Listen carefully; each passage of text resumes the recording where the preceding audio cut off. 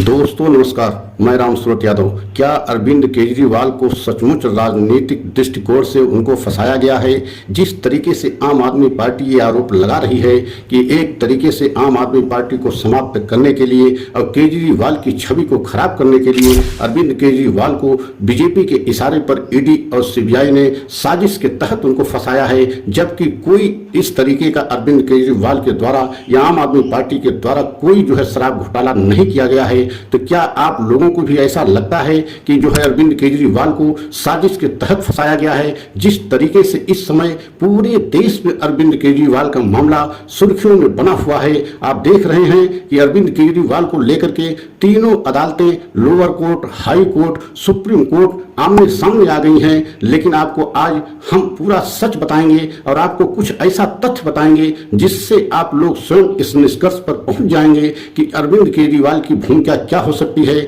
और आज CBI, ED पर अगर सवाल उठ रहे हैं तो ऐसा क्यों उठ रहे हैं, और आप लोग स्वयं निष्कर्ष पे पहुंचेंगे। और ऐसा हम आप लोगों से इसलिए कहना चाहते हैं कि क्या आप लोगों को भी ऐसा लगता है कि साजिश के तहत अरविंद केजरीवाल को फंसाया गया है या नहीं फंसाया गया है? तो अगर हमारे चैनल पे आप पहली बार हैं तो चैनल को लाइक सब्सक्राइब जरूर कर लें, वीडियो को अंत तक देखें और आपके पूरा सच समझ में आ जाएगा। तो सबसे पहले आपको हम ये बताना चाहते हैं कि समय को लेकर के, मतलब टाइमिंग को लेकर के सवाल उठ रहे हैं। आपने देखा 2021 का मामला है और 1.5 साल से ज्यादा समय हो गया मनीष सिसोदिया जो दिल्ली के डिप्टी सीएम थे वो भी जेल में हैं। लेकिन अरविंद केजरीवाल की गिरफ्तारी तब होती है जब देश में चुनाव एक तरीके से हो रहे थे और आचार संहिता देश में लागू हो गया था। उसके बाद अचानक ऐसा क्या हुआ कि अरविंद केजरीवाल की गिरफ्तारी होना जरूरी हो गया और ईडी ने तत्काल उनको गिरफ्तार किया।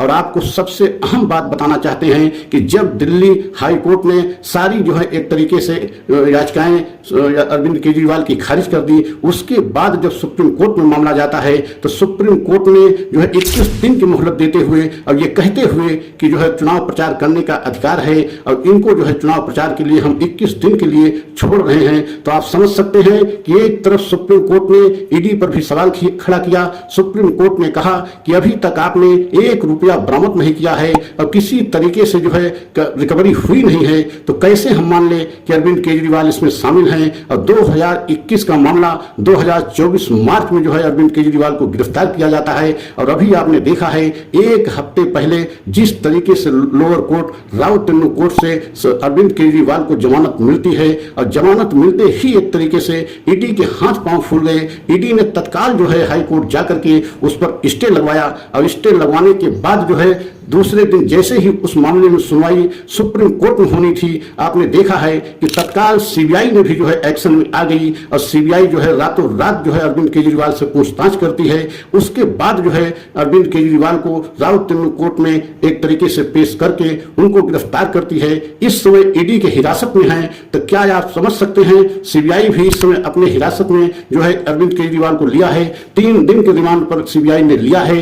तो यही सारे सवाल टाइमिंग को लेकर के उठाए जा रहे हैं कि जिस तरीके से आपने देखा है कि चुनाव के मध्य में और चुनाव प्रचार शुरू हो गया, आचार संहिता देश में लागू हो गया, उसके बाद अरविंद केजरीवाल की गिरफ्तारी होना क्या जरूरी था या नहीं था। और आप इस समय देख भी रहे हैं कि इतनी बड़ी घोटाले में कहीं भी 1 रुपए की रिकवरी नहीं हुई है। बहुत सारे छापेमारी की गई है लेकिन 1 भी रुपया कहीं बरामद नहीं हुआ है। इससे क्या साबित होता है? क्या एक साजिश के तहत अरविंद केजरीवाल को फंसाया गया है? जिस तरीके से आम आदमी पार्टी ने सीधा हमला कर रही है, सीधा आरोप लगा रही है बीजेपी पर कि बीजेपी के इशारे पर ईडी और सीबीआई ने साजिश के तहत आम आदमी पार्टी को समाप्त करने के लिए ऐसा कदम उठाया है कि किसी न किसी तरीके से एक तरीके से आम आदमी पार्टी को समाप्त कर दिया जाए। और इस समय सीबीआई के एक्शन का मतलब क्या है? आम आदमी पार्टी ये कह रही है 4 महीने बाद दिल्ली में विधानसभा का चुनाव होना है और सीबीआई जिस तरीके से एक्शन में आई है, ऐसा लगता नहीं है कि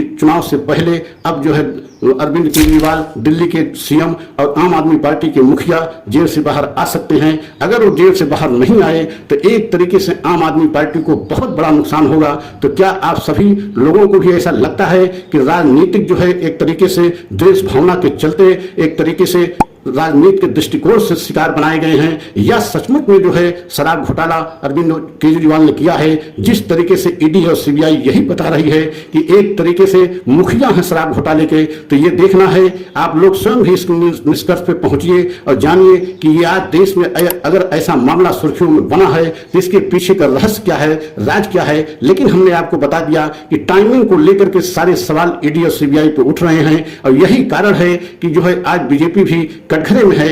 आम आदमी पार्टी, विपक्ष के बहुत सारी पार्टियां के बड़े बड़े मुखिया जो है बीजेपी पे ये आरोप लगा रहे हैं कि मनमानी तरीके से 10 वर्ष से ईडी और सीबीआई का इस्तेमाल प्रधानमंत्री मोदी कर रहे हैं अपने जो है एक तरीके से राजनीति को सिद्ध करने के लिए।